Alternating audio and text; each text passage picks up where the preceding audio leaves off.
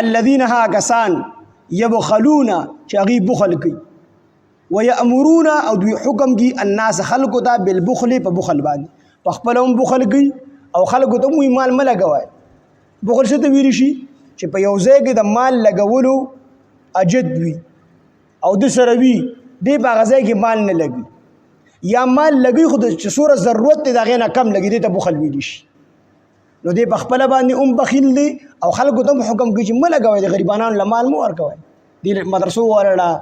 پیسې مه ورکوئ د غریبانانو مسکینانو له پیسې مه ورکوئ زکات مه ورکوئ خیرات مه ورکوئ. نو په خپله هم بخل کوي او خلکو ته هم د بخل حکم کوي.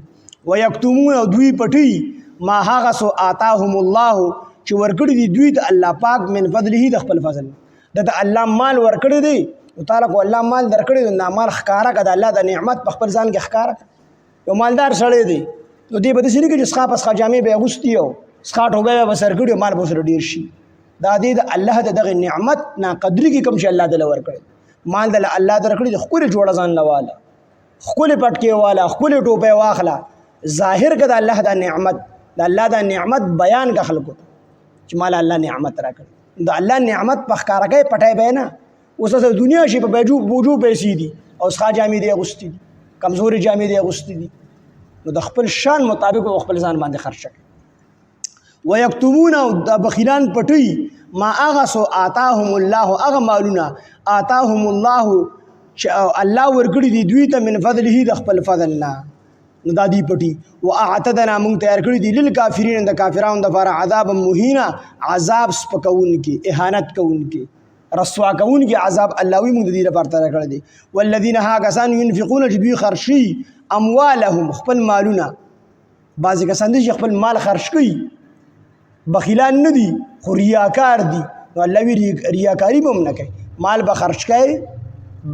بخل به نه کوي مال به خرچ کوي او چې خرچ کوي نو د الله د منشا مطابق په خرچ کوي د الله د حکم مطابق په خرچ کوي الله چې د څنګه وي هغه شان دی به خرچ کوي.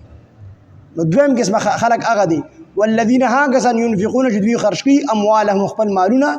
رئاء الناس د خلکو د ښودنې دپاره د الله د رضا دپاره نه خرچ کوي د خلکو د ښودنې دپاره خرچ کوي. ولا یؤمنون او دوی ایمان نه لري بالله په الله باندې ولا بالیوم الاخر او نه په ورځ د قیامت باندې نو دی په ورځ د قیامت باندې په الله باندې ایمان لري نو د خلکو د ښودنې دپاره به خرچ نه کوو د الله د رضا دپاره وي خیرات او صدقه داسې ورکوه